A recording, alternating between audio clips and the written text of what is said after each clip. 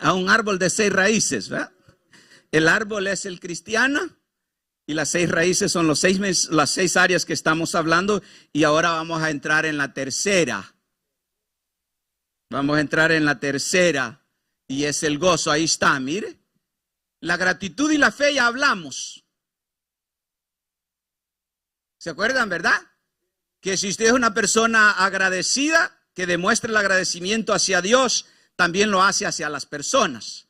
No hay persona mal agradecida con los seres humanos que pueda ser agradecido con Dios.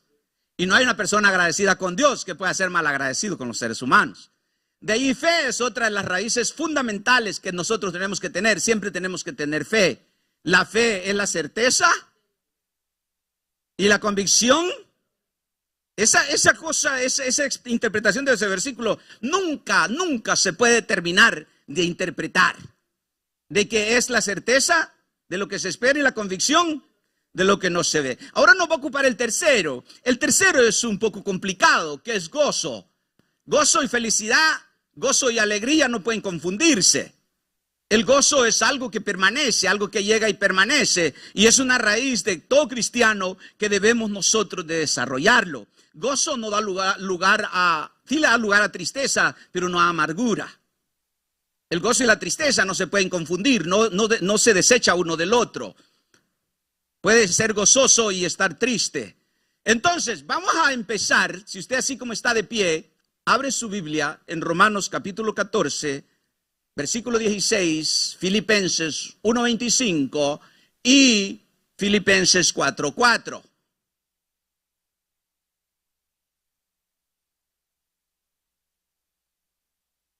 No sé por qué siento que hay uno de los versículos que tiene un error, pero vamos, ¿lo tienen?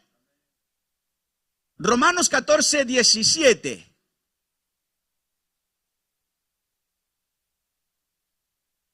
Así que espero que usted abra su corazón, que usted abra su vida, que usted deje que la palabra de Dios llegue a su vida, ya que eso es necesario para que nos vaya enseñando.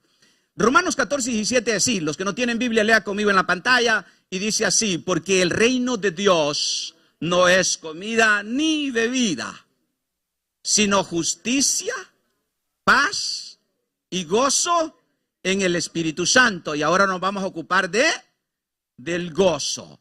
Filipenses 1:25.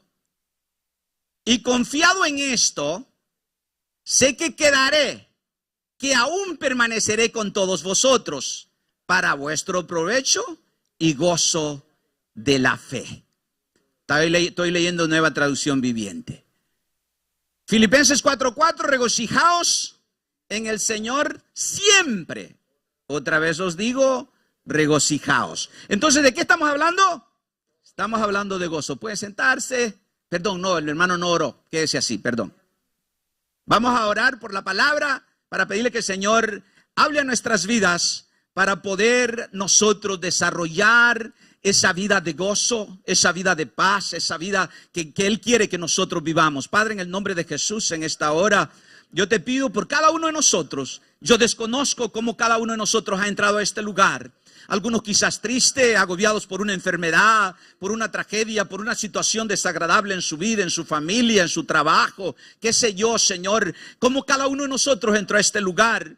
Pero queremos que esta tarde tú abras nuestro corazón, abras nuestro espíritu, abras nuestra mente para poder recibir la palabra que tú tienes, para poder ser edificados por ti esta tarde, para que podamos entender el propósito de tu palabra para esta tarde, para cada uno de nosotros. En el nombre de Jesús te lo pedimos. Amén. Ahora sí puede sentarse, disculpe, que no me acordaba que el hermano Byron no oró por mí, sino que me dio el tiempo para que yo lo hiciera. Ahora ya lo hicimos.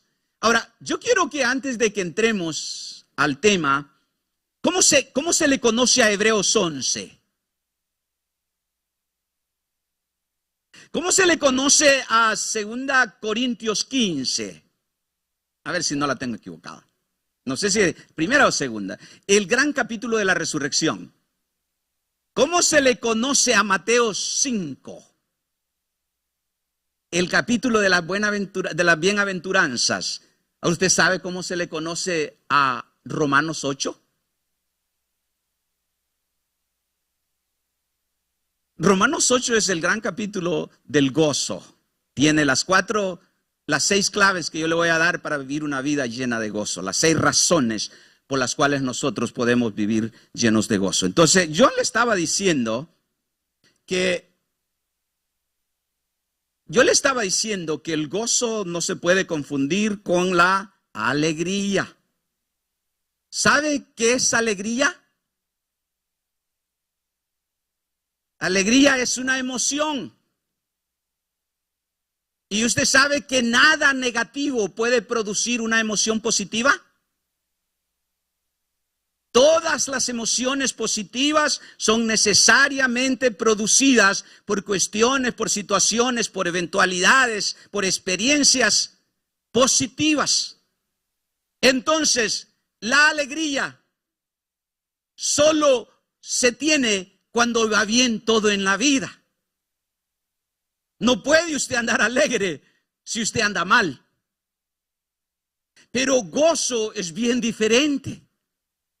Gozo no tiene nada que ver con las emociones. El gozo no es, usted no anda gozoso porque usted está bien en su trabajo, está bien con su mamá, está bien con su papá, está bien con sus hijos, está bien con su esposa. Y como dicen algunos predicadores, está bien con su suegra. Gozo viene de nuestra relación con Cristo Jesús. Y es algo permanente. No puede el gozo apagarse porque las cosas van mal. ¿Quiere que le diga por qué? Porque cuando nosotros dependemos de Dios, nosotros aprendemos que las dificultades nos llegarán, que los problemas llegarán, pero no somos como los que no tienen esperanza. Sabemos que Dios está en el control. Entonces podemos nosotros siempre, porque gozo quiere decir seguridad. Gozo quiere decir no perder el control, no perder el latino, no perder lo que Dios nos ha dado. Entonces yo quiero hablarle de 6 cosas que nos harán ser personas de gozo en Cristo Jesús. Porque hay gente, aquí ya sería el extremo, ¿ah? Hay gente que dice que anda gozosa, pero usted le ve la cara. Ahora, usted no puede decir que no está gozoso porque probablemente la esté yendo mal en la vida. ¿Se acuerda lo que le acabo de decir? Usted en mi rostro solamente ve lo que mis emociones le revelan. El gozo lo va a poder ver al ver que yo vivo una vida para Cristo. Al ver que yo soy agradecido con Él todos los días, aunque las cosas vayan mal. Eso es gozo. Tenemos que saber identificarlo. Pero cuando usted ve a una persona que emana tristeza, emana falta de seguridad, eso tiene que ver con otras cosas. Así que no se vaya a confundir, pero también quiero decirle esto. No ande la cara amargada todo el tiempo, hombre. Uno que se para aquí al frente, hermano. Uno ve a todo el mundo. Yo de acá leo los rostros y a veces hasta el corazón de algunos. No, créale a Dios. Sí, porque sabe una cosa, que la Biblia dice que la cara expresa el estado del corazón y la boca expresa el contenido del corazón. A usted nadie lo conoce hasta que usted abre la boca. A usted nadie lo conoce hasta que le ve en persona. Entonces, la primera situación, o la primera condición, o la primera cosa que nos hará ser gozosos es que nosotros aprendamos, entendamos, internalicemos, hagamos de nosotros el hecho de que todos nuestros pecados fueron perdonados. Ahora yo le digo a usted, ¿usted puede vivir gozoso al saber que todas sus culpas fueron quitadas? Ahora yo le pregunto algo, cuando decimos todas las culpas, mejor me adelanto. Romanos, vamos a empezar, mire 8, versículo 1, capítulo 8, versículo 1, mantenga su Biblia abierta, va a haber variaciones, quizás algunas veces yo le lea Nueva Traducción Viviente por hacerla más claro el contenido del versículo. Dice, por lo tanto, ya no hay condenación. ¿Para quiénes? Para los que pertenecemos a Cristo Jesús. Entonces ya no hay condenación. Ahora yo le pregunto, la palabra condenación, ¿qué es? Condenación es un término legal que quiere decir que ya cometió el crimen, ya fue juzgado y ya fue condenado. Ahora, la Biblia dice que para los que estamos en Cristo Jesús, los que somos de Cristo, ya no hay condenación. Ahora, eso es bien importante, eso es bien interesante entenderlo, porque hay gente que vive para adelante y hay gente que vive para atrás. Me explico. Hay gente que cometió grandes barbaridades, grandes aberraciones en su vida antes de venir a Cristo, que cuando llegaron a Cristo hasta ahora, años después, no se han podido perdonar. Cada vez que se acuerdan de lo que le hicieron a alguien, se sienten culpables, se sienten que no merecen el perdón, se sienten que no merecen el amor de Dios. La Biblia dice que no hay condenación. No hay condenación. Ahora, el término que está ahí es no hay condenación. ¿Sabe usted qué quiere decir la palabra no? ¿Qué quiere decir tal vez? ¿Qué quiere decir maybe? Probably. Probablemente. ¿Qué quiere decir? Quizás. Pero ¿qué quiere decir no? No es definitivo. No es no. No hubo, no hay, ni habrá. Eso quiere decir no hay condenación. Entonces tenemos que aprender, porque hay otros que creen que si llega a Cristo y le perdona, y usted peca después de que llegó a Cristo y le perdonó, para usted ya no hay perdón. No, Él nos perdonó a nosotros. ¿Usted cree que Cristo Jesús fue a la cruz para perdonar los pecados que habíamos cometido si usted no había nacido, hombre? ¿Cómo usted me va a decir a mí, Él perdona los pecados pasados? ¿Cuáles pasados? Si usted no tenía pasado cuando Cristo murió en la cruz del Calvario por usted. Es los pasados, los presentes y los por venir. Todos nuestros pecados Él los perdona. Entonces Romanos dice no hay condenación, pero es para los que pertenecen a Cristo. Los que están en Cristo, los que hemos entregado nuestra vida a Cristo, los que vivimos conforme a la voluntad de Dios. ¿Y qué es conforme a la voluntad de Dios, hermanos? Sigamos viendo entonces. Salmos 13:5 dice, pero yo confío en tu amor inagotable. Me alegraré porque me has rescatado. Ahora ahí viene la situación. ¿Usted se alegra porque le ha rescatado? Hermano, analice su vida. ¿Hace cuánto tiempo llegó usted a Cristo Jesús? Sabe que yo como soy una persona que me gusta, como ustedes ya muchos saben, me gusta pensar, me gusta analizar, me gusta ver las cosas. Yo me he puesto a pensar y me he puesto a analizar qué sería de mi vida ahora si yo no hubiese llegado a Cristo o Cristo no hubiese llegado a mi vida hace ya, 30 y más años. ¿Qué hubiese sido de mí? ¿Fuera yo quien soy? ¿Tuviera yo lo que tengo? ¿Fuera Dios quien es para mí?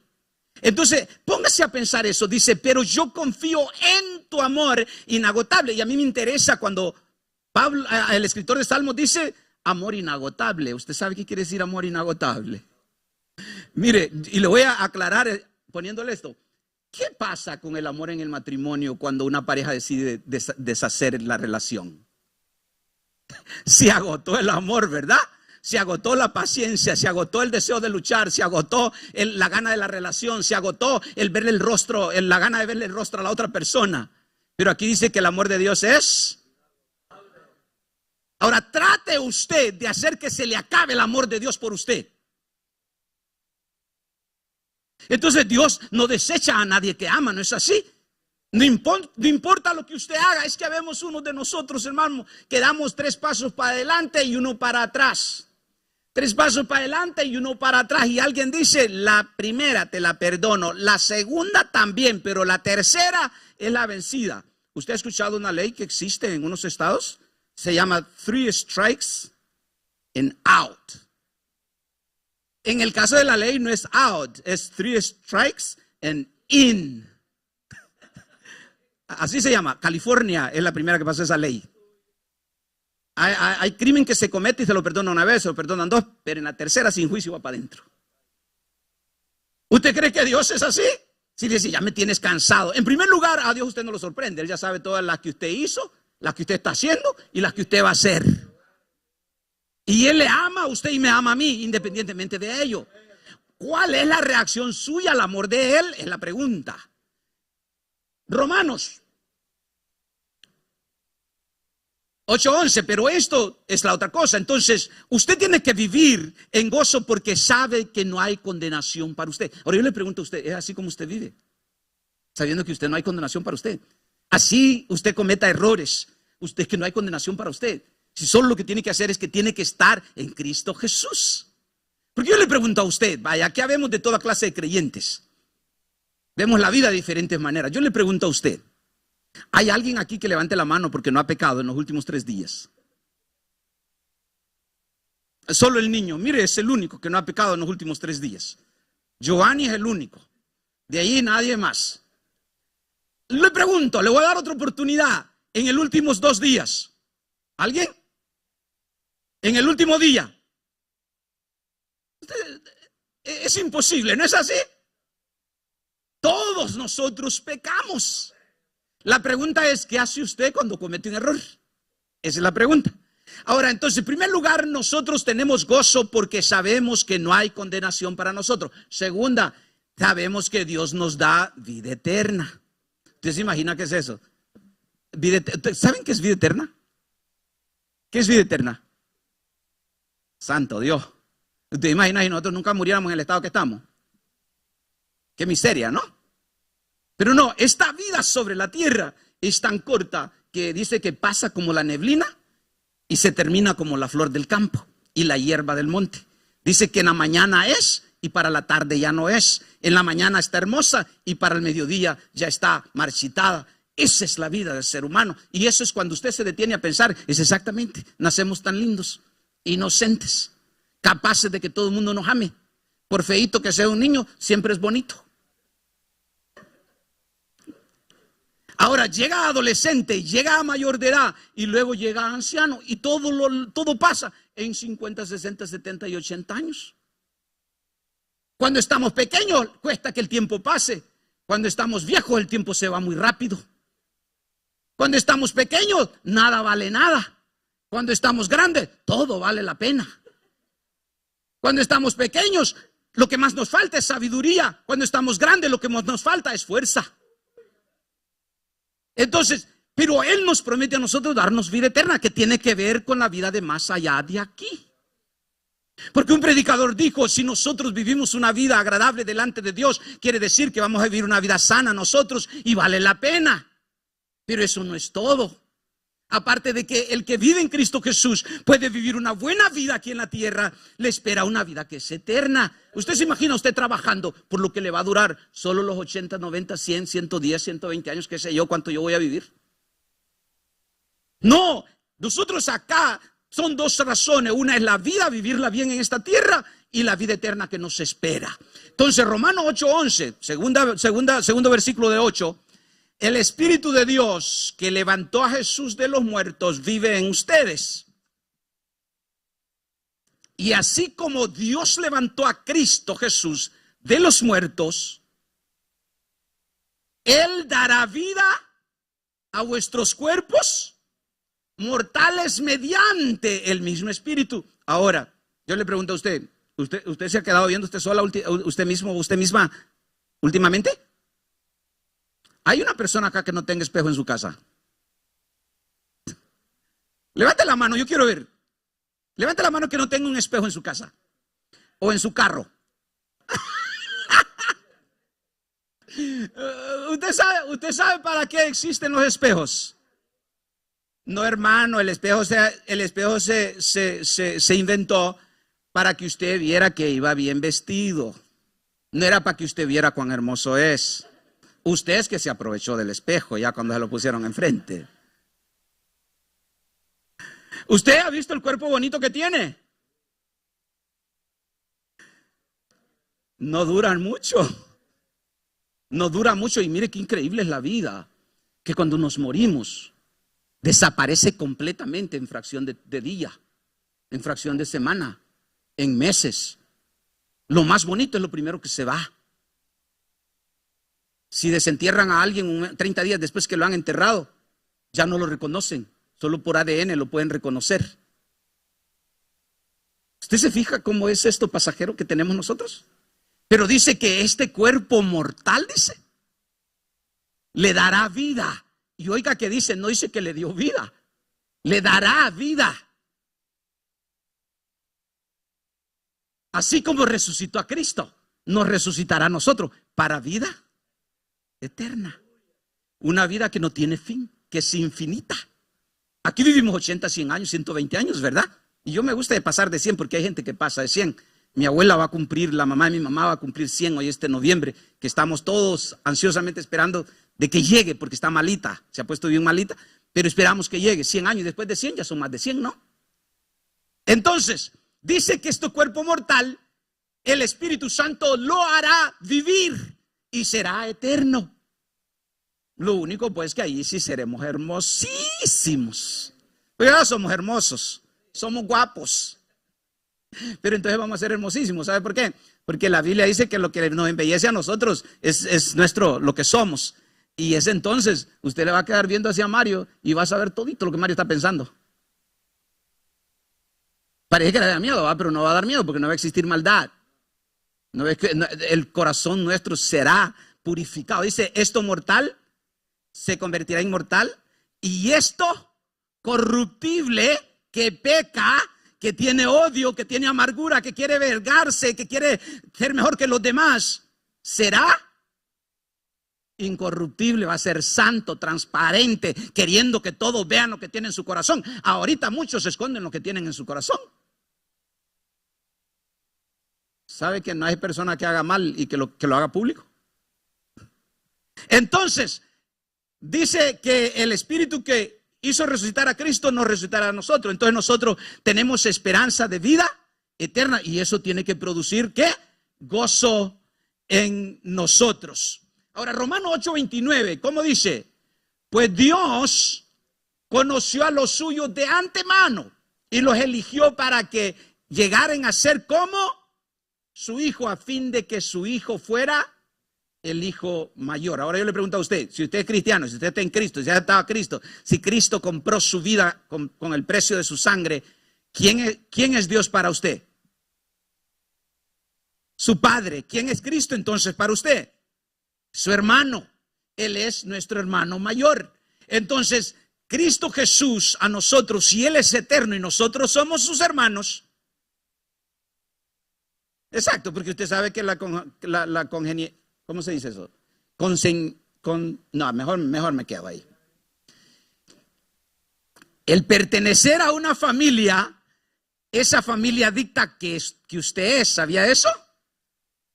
Ahora, hay hijos de ricos que son pobres, pero terminaron pobres, no es que eran pobres, pero eran ricos. Todos los hijos de ricos son ricos cuando son nenes, cuando son hijos.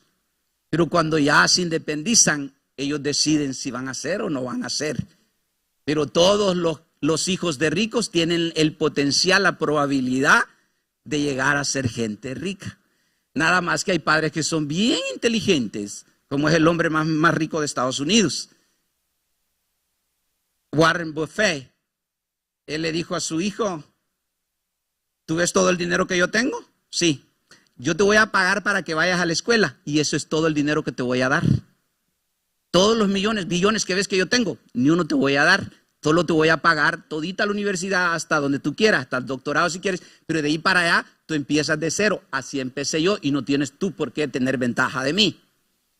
Entonces hay padres que le dan a sus hijos todo lo que necesitan, pero they don't spoil them, dice el americano. No los corrompen. Solo los preparan para algo en la vida. Y hay padres que no, hay padres que con lo que tienen arruinan a sus hijos. Y Él, Dios, Él a nosotros nos eligió y nos conoció desde antemano. Ahora, cuando dice que nos conoció de antemano, ¿usted se imagina lo que Dios conoce de nosotros? Dios conoce todos los lados buenos y todos los lados malos. Todo lo que usted hace bueno y todo lo que usted hace malo. Ahora, ¿cambia la actitud de Dios hacia nosotros porque conoce las dos versiones de nosotros? No.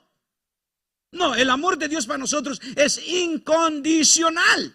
No está condicionado a eso. Entonces, nosotros tenemos vida eterna porque estamos en Cristo Jesús. Dios a nosotros nos da vida eterna. Tercero, entonces ya vimos, tenemos gozo porque, ¿cuál fue la primera? Vamos, dígame. No hay condenación. ¿Y la segunda? Tenemos vida eterna. Y la tercera es que Dios nunca para de trabajar en nosotros. Usted se imagina, véase usted que tiene 10 años de ser creyente, 15 años, 20 años, 35 años, 30 años. Véase un momentito si la única obra de Dios en usted hubiese sido rescatarlo. ¿Cómo cree que anduviera usted otra vez ahora? Anduviera lo mismo que como andaba. Si la única razón por la que nosotros todavía podemos estar parados, llamarle a Él mi Dios, mi Padre, y a Cristo mi hermano, es porque Dios nunca ha dejado de trabajar en nosotros. Y nunca va a parar de trabajar en nosotros hasta que haya terminado lo que empezó. Yo soy carpintero de profesión. Cuando estaba pequeñito trabajaba con madera. Y hay una madera que es rica de trabajarla para muebles. Estoy hablando de muebles finos. Es el cedro. Es una madera que, para empezar, huele riquísimo. Trabajar en un cuarto cerrado con esa madera es un placer todo el día. Segundo, es una madera blandita, que se trabaja con lija o con cepilladora o con lo que sea, suave. Pero de ahí otra madera que da dolor de cabeza. Es la madera de pino. Y la madera de aceituno. Trabajamos en El Salvador también para las cajas ataúdes. Esas maderas son duras de trabajar. Mire, para empezar, solo puede darle por un lado. Solo por un lado puede cortarla, solo por un lado puede suavizarla. Si le da al revés, en vez de suavizarla, la va poniendo peor. ¿Qué es lo que yo quiero llegarle a decir con esto? Es que muchos de nosotros, a Dios le cuesta trabajar con nosotros.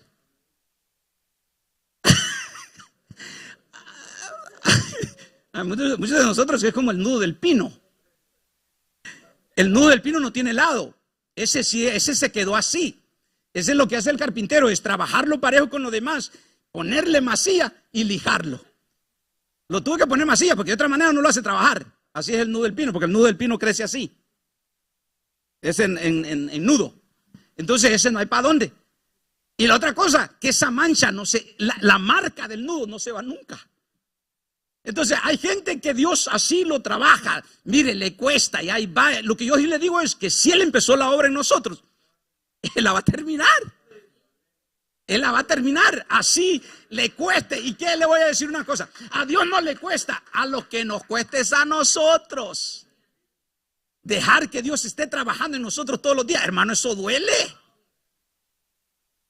Y hay otra gente que son suavecitas, ¿verdad? Llegan al Señor y se ven como que allí nacieron. Y se desarrollan como que son árbol natural y somos injertados todos. Dice, y sabemos que Dios hace todas las cosas, hace que todas las cosas cooperen para bien de quienes Él ama y son llamados según el propósito que Él tiene para ellos. De Romanos 8:28 es un versículo bien famoso. Ahora, ¿qué? Eso dice Reina Valera, ¿verdad? Los que aman a Dios, todas las cosas le ayudan a bien. Yo usé aquí Nueva Traducción porque dice, sabemos que Dios hace que todas las cosas cooperen para bien. Ahora yo le pregunto a usted, ¿qué quiere decir todas las cosas? Perdón, pero usted solo me está diciendo lo que yo le estoy diciendo. Yo le digo todas las cosas y usted me regresa diciendo que todas las cosas es todas las cosas. ¿Qué manera de explicar esa, verdad? Todas las cosas es todas las cosas. Esa es una manera de explicar bien fácil. ¿Sabe? ¿Usted ha escuchado mucho predicador que así interpreta la Biblia? Le interpreta un versículo diciéndole el mismo versículo. Dios es bueno porque Él es bueno. Dios nos ama porque Él nos ama. No, todas las cosas quiere decir las buenas y las malas. Las buenas y no las tan buenas. Ahora yo le pregunto a usted, ¿cómo es eso de que Dios puede usar hasta las cosas malas para bien de nosotros? Es que hay cosas, estaba diciendo un predicador hace poco que dice, por ejemplo en el dolor, dice que hay cosas buenas en la vida que solo se aprenden en medio del dolor. Y alguien le dijo, explícame más, ¿qué quiere decir eso? Y él le dijo, yo tengo un hijo de 9 años, que en 9 años ya pasó 6 cirugías del corazón. 6, una tras de otra, tras de otra, tras de otra, en diferentes años de edad. Y una de las cosas que yo he aprendido en esos momentos tan difíciles es cuánto la gente me ama y cuánto han orado por él y cuánto han orado por nosotros. El apoyo de los demás, dice, y el amor sincero de los demás se conoce en el momento de dificultad. Entonces, Dios, aún las cosas difíciles, las usa para nuestro bien. Ahora, pero es una cosa, son cosas difíciles que usted experimenta, ¿verdad? ¿Y qué de las cosas feas que usted hace? ¿Se recuerdan una pregunta que le hicieron a Jesús? Le dijo, ¿quién ama más? O Jesús hizo esa pregunta. ¿Quién ama más? ¿Al que le perdonan poco o al que le perdonan mucho? Hasta la lógica humana dice eso, ¿verdad? Ama más al que más le perdonan. ¿Y por qué le perdonaron más a uno que al otro? Porque uno era más tremendo que el otro. Ahora le digo yo, entre nosotros que somos tan pocos, ¿hay algunos más tremendos que otros? Lo bueno que somos sinceros. Entonces nosotros tenemos que tener gozo sabiendo que si estamos en Cristo Jesús, todas las cosas que nos pasan en la vida eventualmente nos ayudarán a bien. ¿Se recuerdan una vez que yo le dije que alguien oraba al Señor para que lo hiciera paciente? ¿Qué quería usar Dios para hacerlo paciente? Relaciones complicadas. Y esta persona cuando le estaba orando al Señor le dijo, Señor, quiero que me hagas paciente. Y salió de la casa, dice, le cayó el problema. Y reaccionó mal. Entonces cuando llegó al Señor y el Señor le dijo, ¿tú te recuerdas que me pediste que te hiciera paciente? Te puse una dificultad allá afuera y reaccionaste mal. ¿Cómo vas a aprender a ser paciente? Las cosas buenas a nosotros nos acomodan. Las cosas malas nos incomodan. Las cosas buenas nos hacen olvidarnos cómo es que se hacen. Las cosas malas que nos incomodan nos hacen pensar siempre cómo las vamos a hacer. Entonces debemos nosotros de entender que Dios está trabajando en nuestras vidas todos los días, hasta en el más santo. Y cuando me refiero a la palabra santo no es un insulto, sino santo quiere decir al más apartado, al que vive más para Dios, al que procura más vivir para Dios. Siempre Dios está trabajando en él. La pregunta es, ¿cuánto está trabajando Dios en cada uno de nosotros? Ahora, y el hecho de que Dios trabaje, ustedes han oído hablar de trabajando duro, pero no tengo nada. A Dios le pasa eso con muchos de nosotros. Que trabaja duro con nosotros, pero nada pasa con nosotros. ¿Sabe qué es la respuesta que la Biblia da al que trabaja mucho? Y cuando vuelve a ver a su casa, vuelve a ver a su cuenta, vuelve a ver a su familia, no tiene nada. Dice que está echando en costal roto. Alguien dijo, ¿cómo va a creer? No, aquí está mi cartera. Mi bolsa no anda rota. Mi bolsa no anda rota. Mi cartera está nuevita. Entonces, ¿qué es lo que pasa? No, el dinero también anda. ¿Sí? No, entonces, ¿qué es lo que quiere decir eso? Que está trabajando en bolso roto. ¿Qué quiere decir eso? Que tiene su vida con Cristo rota. Que tiene su relación con Dios rota. Mire, hermano, nada en la vida le va a ir bien, al menos que usted arregle su relación con Dios. Deje que Dios trabaje en cada uno de nosotros, dejemos para que nuestra vida pueda ser trabajo dado. Si nosotros dejamos que Dios trabaje en nosotros, Dios no va a trabajar en vano. Usted me diría, Dios trabaja en vano. Dios no trabaja en vano. En vano quiero decir que no logra en el tiempo que Él quisiera conmigo lo que Él quiere hacer conmigo. Al final, hermano, al final todos vamos a ser iguales. ¿Sabe cómo aquí hay unos que corren? Y hay otros que ahí van, mire. Y le dice usted, ¿y por qué va tan lento? Es que el lento es seguro. Al final, todo va, está como el que le hicieron la pregunta. Le hicieron la pregunta y le dijeron, está lloviendo, hay dos personas que tienen que llegar de aquí a aquella pared. Uno decide correr, el otro decide caminar. ¿Quién se mojó más? ¿Ah? Científicamente está comprobado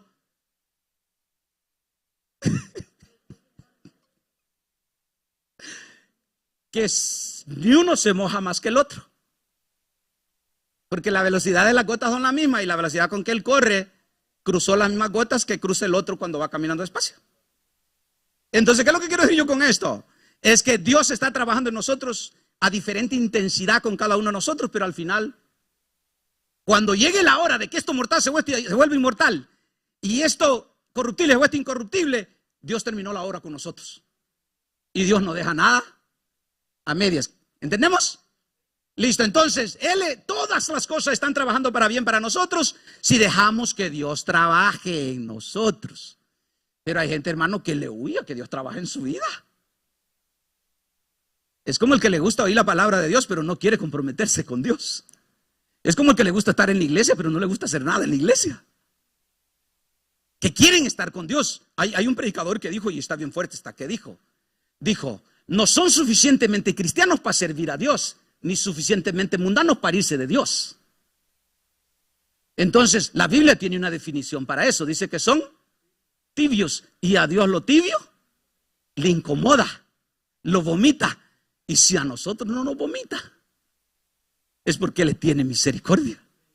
Y más le vale que usted se vaya calentando y yo nos vayamos calentando. Ahora, cuando las cosas feas llegan, cuando un problema llega, usted sabe qué es lo que sucede. Nosotros en El Salvador, por ejemplo, ¿verdad? Gente de campo, de donde vengo yo. Más que todo en los tiempos de antes, hasta los caminos para salir de los lugares eran caminos de tierra. Mi hermano tiene un vehículo, que es vehículo de trabajo. Él lo anda todo el tiempo en velocidad, en transmisión sencilla. Pero cuando llega a un lugar donde se atascó, le pone la doble y se desatasca.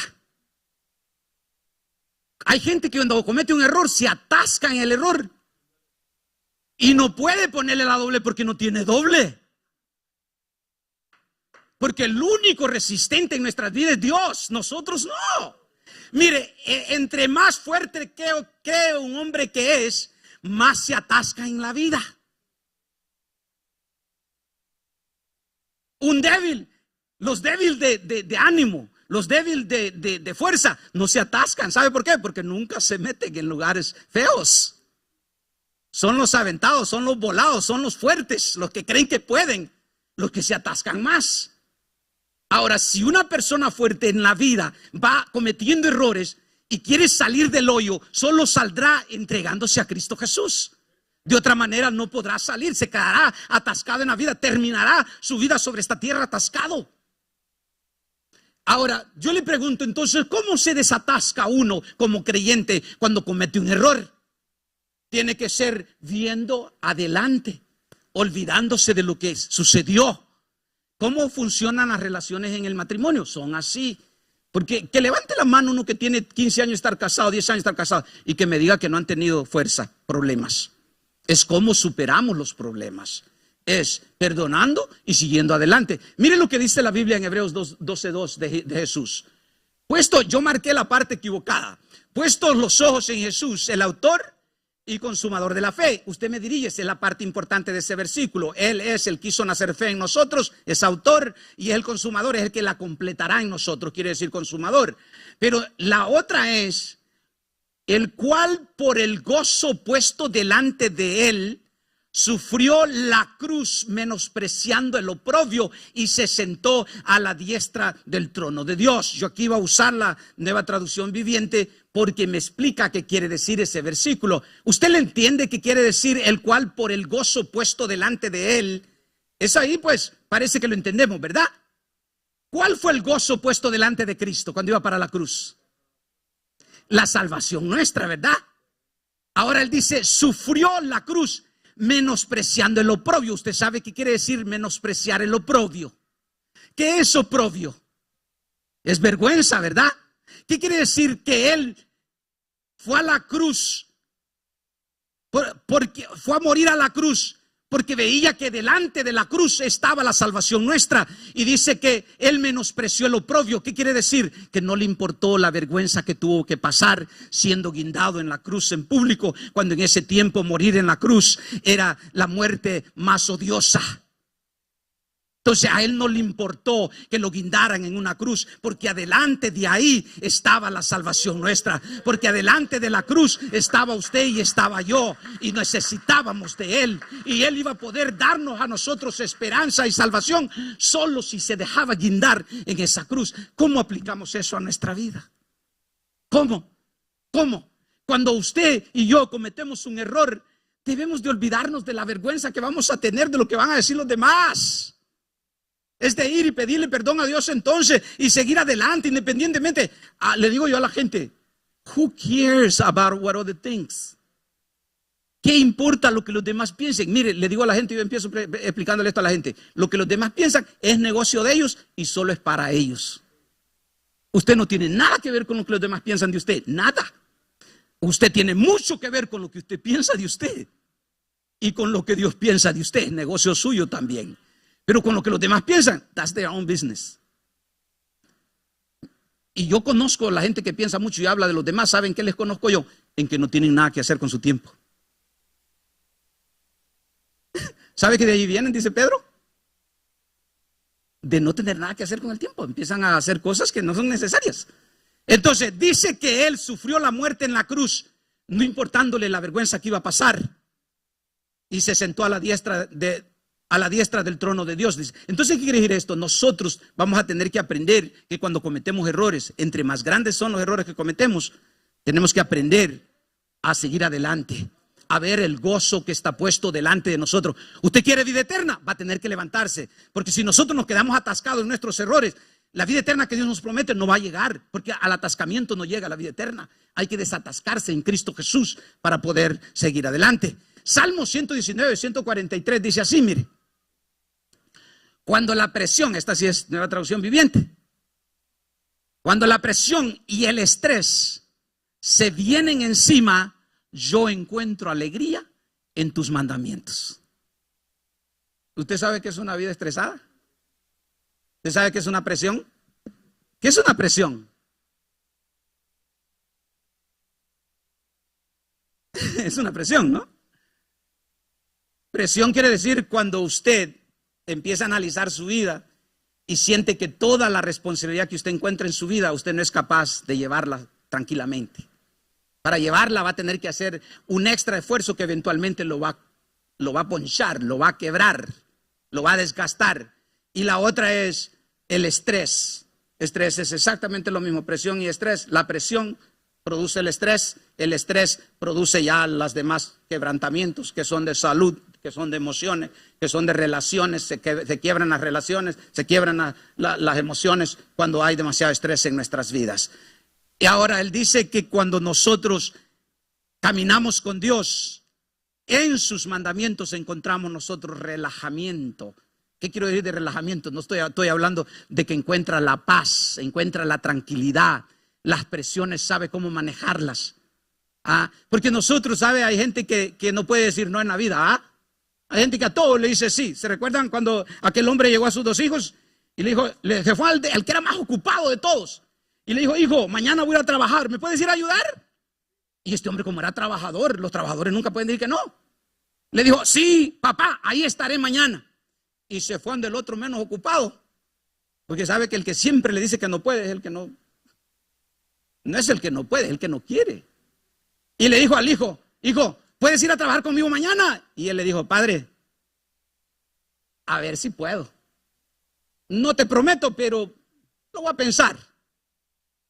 Y dice que el siguiente día cuando él apareció el que le dijo a ver si puedo y no apareció el que le confirmó. ¿Qué quiere decir esto?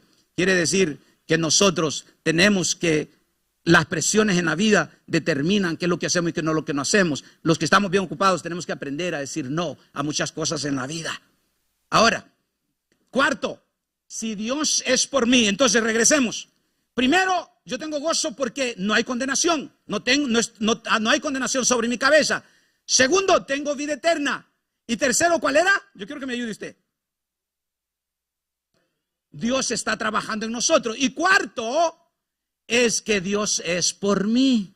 Usted se imagina si Dios está trabajando en usted, pero es por usted. Porque una cosa es que alguien esté trabajando con usted, pero no es para usted. Un buen ejemplo, los trabajos nuestros. Los trabajos nuestros. Dice el americano, trabajamos hasta morirnos. ¿Y quién cree que gana más? ¿El dueño de la compañía o usted? Es más, el dicho es, yo trabajo para fulano de tal. Y es un dicho bien dicho. Porque la ganancia no se la lleva usted. La ganancia la lleva el jefe. Ahora aquí, si Dios es por mí, ¿quién contra mí? Ahora dígame usted la evidencia de que Dios es por mí. ¿Cómo dice Romanos 8:31? ¿Qué pues diremos a esto? Si Dios es por nosotros. Ahora yo le pregunto, ¿qué quiere decir eso de que si Dios es por nosotros, ¿quién contra nosotros? ¿Sabe usted qué quiere decir? Tenemos un predicador que yo estaba oyendo, dice que Dios y usted, dice, o Dios y yo, somos la mayoría. Es un dicho común también ya en español. Dios y yo somos la mayoría. Entonces, si Dios está con nosotros, no podemos temer nosotros a nada. Tenemos que estar seguros de que Dios tiene control de todo. ¿Por qué? Porque Él es por nosotros. Ahora, el otro versículo dice, que es el 33, siempre de 8 de Romanos, ¿quién acusará a los elegidos de Dios? ¿Quién los condenará? Dice el versículo que sigue.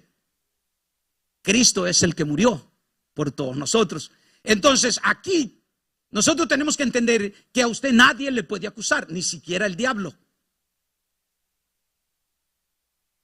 Puede chismear de usted. Puede hacer lo que quiera, ¿verdad? O con que no sea verdad, ok. Porque Dios está con nosotros. Ahora la pregunta es, aquí es necesario aclarar algo. Las personas que tienen a Dios por ellos, ¿pasan por dificultades? A veces las más feas.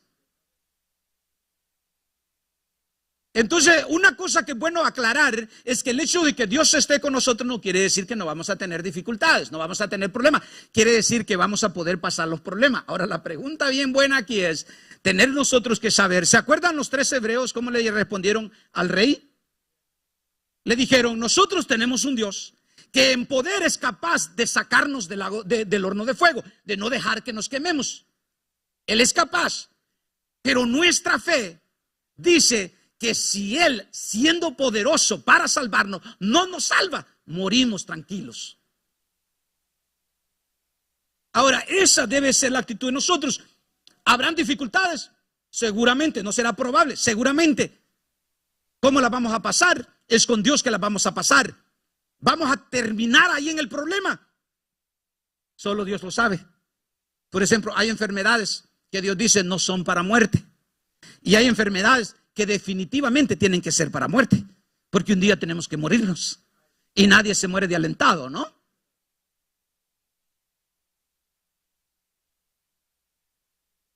Entonces, ¿quién nos acusará a nosotros si Dios es con nosotros? Nadie nos puede acusar. Entonces nosotros podemos vivir con gozo en la vida si estamos en Cristo Jesús, sabiendo que Dios está a nuestro lado, que Él pelea nuestra batalla. Romanos 8:37 dice, antes en todas estas cosas somos más que vencedores por medio de aquel que nos amó. Entonces, ¿por medio de quién es que somos vencedores?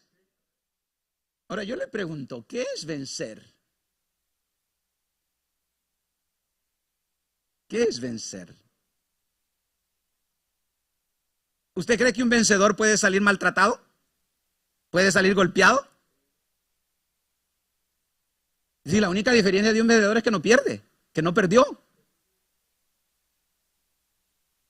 Entonces nosotros tenemos que entender que antes en todas estas cosas somos más que vencedores por medio de Cristo Jesús. Pero la única razón por la que somos vencedores es porque estamos en Cristo Jesús. El que se sale de Cristo ya como resultado es perdedor. Tú vas a ser vencedor en la vida solo si te mantienes en Cristo Jesús.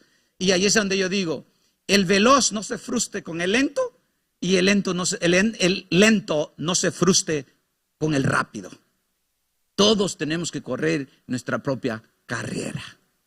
Ahora, si usted quiere participar en competencia, más le vale que sea compatible con los que va a ir a competir. Pero nosotros aquí no estamos compitiendo con nadie. Aquí nosotros estamos viviendo con Cristo Jesús. Y si usted quiere competir, compita con Cristo, pues ya perdió. Con Cristo Jesús siempre perdemos. Y qué bueno, porque te imaginas si usted le logra ganar a Cristo. Entonces dice que nosotros somos más que vencedores por medio de aquel que nos amó. Ahora, quinto,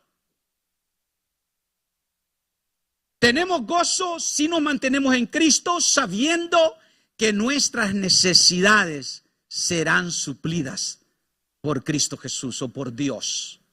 Romanos, versículo 32 del capítulo 8 dice: el que no escatimó ni a su propio Hijo, sino que lo entregó por todos nosotros, ¿cómo no nos dará también con él todas las cosas? Mire, esto es bien interesante. A mí me gusta la Nueva Traducción Viviente, pero hay unos versículos que no la puedo usar porque es demasiado simplística. Esto acá, donde usted ve eso, está llenísimo de una riqueza. Y ya vienen a otras versiones que son las modernas, que le quitan la profundidad a los versículos y uno las entiende, pero se queda ahí encimita sin buscar la profundidad. En cambio aquí mire qué dice: el que no escatimó ni a su propio Hijo. Tiene que interpretar la palabra escatimar. Una persona que siempre escatima todo, ¿sabe cómo le dicen? ¿En Guatemala cómo le dicen? Oh, también es codo, ok. Tacaño, también es salvadoreño. Dice que Dios no escatimó a. ¿Y qué quiere decir con que no lo escatimó? Dice, sino que lo. ¿A qué lo entregó, hermano? Mire, el proceso de entrega que Dios tuvo para que su Hijo viniera a la tierra a morir por nosotros es increíble. Mire, se oye una voz en los cielos y dice: ¿quién irá por nosotros? Y Cristo responde y dice: yo iré. ¿A quién enviaré? Envíame a mí. Entonces, cuando esa voz se dio, Cristo Jesús ya quedó establecido que iba a venir a la tierra, iba a nacer como uno de nosotros, iba a crecer como uno de nosotros, y iba a morir como un Dios que venía a perdonar nuestros pecados. Entonces dice que Él, sino que entregó por todos nosotros, no que lo entregó por todos nosotros. Ahora, la otra parte es la más importante para nosotros en el sentido de tener gozo en Dios en nuestra vida. Dice: ¿cómo no nos dará también con Él todas las cosas? Si usted está dispuesto a dar lo bueno, lo grande, ¿cómo no va a dar lo poco? Y para Dios las necesidades suyas son pocas. ¿Sabe que las necesidades nuestras, sabe quién crea las necesidades nuestras? Eso es penoso, hermano. Es penoso decir que nuestras necesidades nosotros mismos las creamos. Pero es una realidad. El estilo de vida, las cosas que usted anhela en la vida, es lo que crea las necesidades. Usted ha oído hablar de una cosa que llama necesidades básicas. Necesidades básicas solo son unas cuantas nada más. Con los 5 dedos de una mano los puede contar. Todas las demás no son necesidades. En inglés le llaman wantings. En español se le llama deseos o antojos. Todas esas cosas. Usted solo ponga atención usted cuando usted está hablando de sus cosas. ¿Dice necesito? ¿O dice quiero? El problema de nosotros, más que todos nosotros los latinos en este país, es que todo necesitamos. Todo necesitamos. Ya no usamos la palabra quiero, quisiera. No, decimos necesito. Oiga las palabras: necesito un mejor carro. Necesito una casa más grande. Necesito ganar más dinero en el trabajo. O sea, le ponemos la palabra necesito a todo. Ahora, si yo le pregunto a usted y le voy a uno por uno en una conversación con usted, le digo, y usted me dice, necesito un carro más nuevo, ¿lo necesitas o lo quieres? La necesidad, hermano, es la que tiene la organización para la que yo trabajo. El lema de nosotros es erradicar la extrema pobreza y compartir la prosperidad. Es el lema de la organización para la que yo trabajo. Ahora dice, ¿cuál es la extrema pobreza? Hasta hace 20 años la extrema pobreza era cuando usted se va a países y hay familias que 5 familias tenían que vivir con $2.50 de dólar. Los 3 tiempos de comida tenían que comprarlos teniendo $2.50 para 5 familias. Ahora subió un poco porque ya se erradicó ese nivel. Ahora está la otra, menos del dólar por persona. Entonces, ¿qué quiere decir esto? Quiere decir que esa sí es necesidad. Cuando una familia se va sin poder comer bien un tiempo de los 3 tiempos, eso sí es necesidad. Pero usted cree que así como ando yo vestido es necesario. No, esto no es necesario. Esta es una cosa que a nosotros se nos acostumbró, de que podemos, entonces queremos.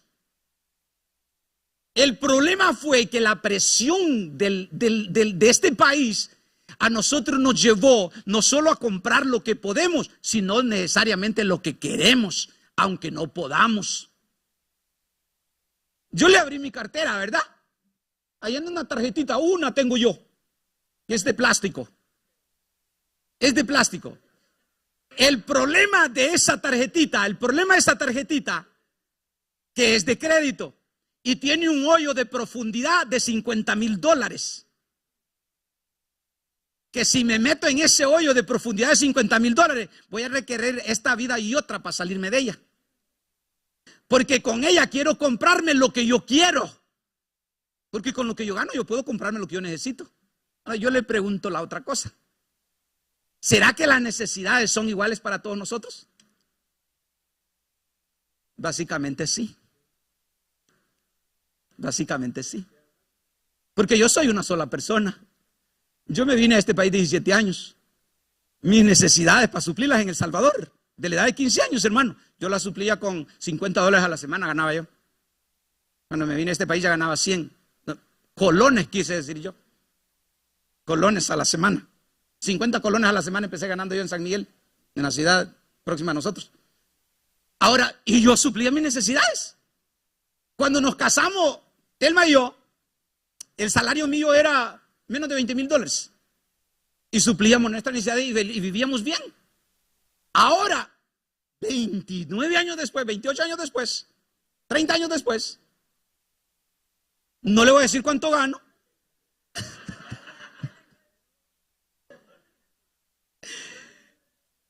Pero apenas se ajusto a suplir mis necesidades.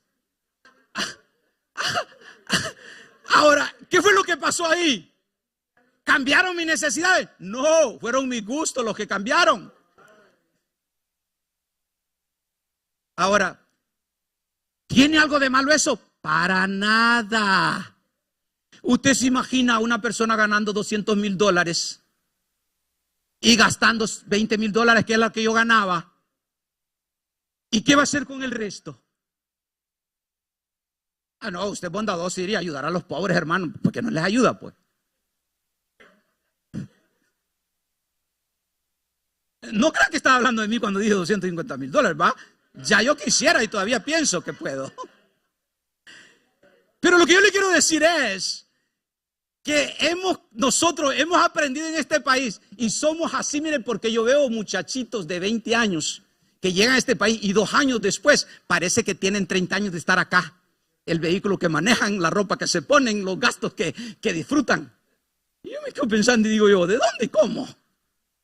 No, lo que cambian son nuestros gustos y a veces cambia más rápido que la velocidad del crecimiento de nuestros ingresos. Ese es el peor hoyo que usted puede edificar para su vida futura. Así que somos más que vencedores por medio de aquel que nos amó. Venzamos todas esas cosas. Dios es por mí, nadie contra mí. Ahora, Dios cubre mis necesidades, de eso es que estábamos hablando, ¿verdad? Dios cubre mis necesidades, yo tengo que caminar tranquilo. Tranquilo, porque Dios va a cubrir mis necesidades. Ahora, ¿cómo dice la Biblia acerca de eso? Este versículo dice que Él no escatimó a su Hijo. ¿Cómo va a escatimar las demás cosas para nosotros? Ahora, hermano, entonces, ¿por qué hay pobre y por qué hay rico? ¿Usted sabe cuántas personas en el país? Se lo voy a poner en porcentaje. ¿Usted sabía que el 1% de la población americana maneja el 99% de las riquezas americanas? ¿Sabía eso usted? El 1% de la población es dueña del 99% de la riqueza. El otro 99% de toda la población vive en el 1% de toda la riqueza del país. Ahora, pero Dios cubre mis necesidades. Cristo Jesús dijo que por qué nosotros nos desesperábamos. Porque sabe usted, aquí está el error más grande de nosotros. Yo no sé en realidad por qué yo estoy atascado acá. Usted sabe cómo usted mide el éxito suyo. ¿Cómo usted sabe nosotros normalmente cómo medimos nuestro éxito? Lo medimos con lo que tiene el vecino. Siquiera fuera con lo que nosotros tenemos. Pero nuestro éxito se mide con lo que el vecino tiene. ¿Usted ha visto la casa de un pobre a la par de la casa de un millonario? ¿La ha visto? ¿Sí? No, yo no. Todas son relativas. Usted vive en una casa de una comunidad que el promedio son $300,000, casi todas andan por ahí. ¿Qué quiero decir yo con esto? Que normalmente el éxito nuestro lo medimos con el éxito de los demás. Equivocado. El suyo es suyo, no lo mida con los demás. ¿Sabe por qué? ¿Qué le parece a usted que usted se va a comprar una casa a la par del hijo de Bill Gates? A la par del hijo de Bill Gates. Mi hija a la par de ellos. No se puede. ¿Por qué no se puede? Porque uno nació con dinero y el otro nació con necesidad. Decía un comediante, tanta era la necesidad de nuestra casa, dice, que estaba llena de ratas, pero para comer iban a la casa del vecino. La pobreza, hermanos, es diferente. La pobreza es diferente. ¿Usted sabía que nadie es pobre? Nadie es pobre porque tenemos a Dios y Dios provee para nuestra necesidad. Mi Dios, pues, dice Filipenses 4:19, suplirá todo lo que os falte conforme a su riqueza en gloria en Cristo Jesús. Aquí está bien interesante esto. Mi Dios, pues, suplirá todo lo que os falte. Todo lo que os falte. ¿Quién determina qué nos falta a nosotros? Debería de ser Dios, ¿verdad? Pero no, hermano, nosotros hacemos inventario. ¿Sabe? Si yo le digo, haga un presupuesto para su familia, usted me dice, yo no puedo. Pero para saber en qué vamos a gastar lo que no ganamos, hasta lo que no ganamos, rapidito lo hacemos, hermano. Rapidito. Conforme a sus riquezas en gloria en Cristo Jesús. Aquí esto es bien interesante, mire. La segunda parte del versículo es la condición de la primera parte. Dios va a suplir sus necesidades si usted está en el Dios que es rico. Si usted viene a las riquezas de Dios, Dios suplirá sus necesidades con las riquezas abundantes de Él, pero tiene que ser en Él. Usted no puede esperar de que el Dios abundante resuelva sus necesidades si usted no está con Dios y en Dios. Para que Dios obre en nuestra vida tenemos que estar en Él. Juan 16:24, ¿cómo dice? Hasta ahora nada habéis pedido. Nada habéis pedido en mi nombre. Pedid y recibiréis para que vuestro gozo sea. Entonces debemos de pedir. ¿Usted le pide a Dios? ¿Sabe que la historia triste que nosotros hemos hallado en la historia de los cristianos es una que cuentan que es bien fea, que es el único que yo oigo que le pidió a Dios? Fue un hombre pobre y le dijo a Dios, se congregaba todos los días, venía a la iglesia siempre y le decía, Señor, sácame la pobreza, dame un buen trabajo. Y Dios le oyó y le dio un buen trabajo. Y tan bueno era el trabajo que ya no pudo venir a la iglesia. Pero él pidió por el trabajo hasta que Dios se lo dio. Y cuando se lo dio, perdió la iglesia porque ya no vino. Qué triste es eso, que la mayoría de nosotros no le pedimos a Dios nuestras necesidades. Nos vamos a Home Depot, nos vamos a Lowe's, nos vamos a los puntos de donde contratan, ¿cómo dice el término bíblico? Es jornaleros. Un jornalero en la Biblia, cuando usted lee la palabra jornalero, quiere decir una persona que no tiene trabajo fijo, que siempre anda buscando que le den un día de trabajo y que le paguen el día de trabajo al fin del día. Y ahí es donde la Biblia es bien estricta, y esta yo ya le he tirado más de una vez con aquellos que tienen compañías. Al jornalero no le puedes decir te voy a pagar el viernes, vení, te voy a pagar el viernes y trabajo el lunes. Al jornalero, si trabaja el lunes contigo, el lunes tienes que pagarle. Todos sabíamos eso, ¿verdad? Al jornalero no se le retiene su salario, a él se le paga el día de jornal, por eso es jornalero. Al empleado, ese sí, a mí me pagan una vez al año. A otros les pagan una vez al mes, a otros les pagan una vez cada 2 semanas, a otros una vez a la semana. Esos son empleados. Entonces, pedid y recibiréis para que vuestro gozo sea cumplido. Si usted lee la parte de los versículos anteriores al versículo 24 del capítulo 16 de Juan, están hablando de que tenemos nosotros que pedir en el nombre de Jesús. Entonces, usted llega al Señor y le pide.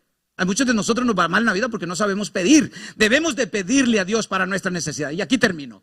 Dios nunca dejará de amarme. Ya lo mencioné antes. Romanos 8, 28 al 39 dice, o al 39, y estoy convencido de que nada podrá jamás separarnos del amor de Dios. Otra vez, ¿qué es nada?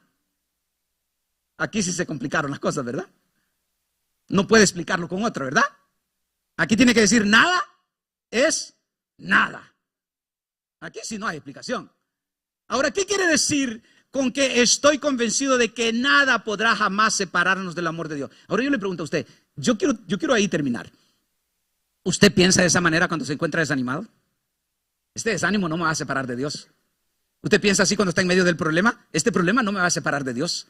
Porque yo le pregunto a usted, ¿por qué la gente deja a Dios? ¿Por qué aceptan 1000 y se van 900? Y usted no me deja mentir de eso. Usted conoce mucha gente que levantó su mano y le entregó su vida a Cristo, pero que ya no está en Cristo. ¿Por qué? Porque nunca entendieron eso de que nada jamás nos puede separar de Dios. Nada. Y empieza diciendo, mire,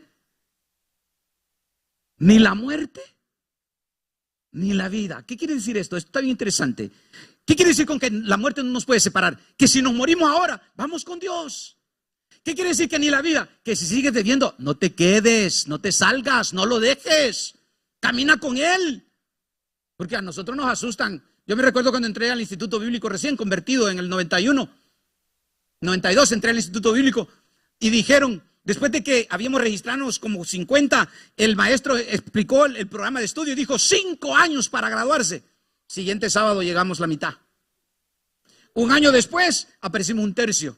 Al fin nos graduamos 7 de más de 50 que nos habíamos registrado. ¿Qué quiero decir yo con esto? Es que si nosotros nos llegamos a Dios entendiendo que nada nos puede separar, nada de lo que pase en la vida nos separará. Hermanos, si en el dolor, ahí estás con Dios. Si en la felicidad, ahí estás con Dios. Si en la escasez, ahí está Dios contigo. Si en abundancia, ahí está Dios contigo. Dios no es un Dios que te abandona cuando más lo necesitas. Dice entonces que ni la vida, ni la muerte, ni la vida. Si Dios te da vida, ¿para qué te vas a apartar de Él? Ni ángeles ni demonios. ¿Usted se imagina eso? Que los demonios quieran oprimirlo a usted, quieran arrebatarle y quieran sacarlo de Dios. Usted tiene que entender y decir, a mí nada me puede separar de Dios.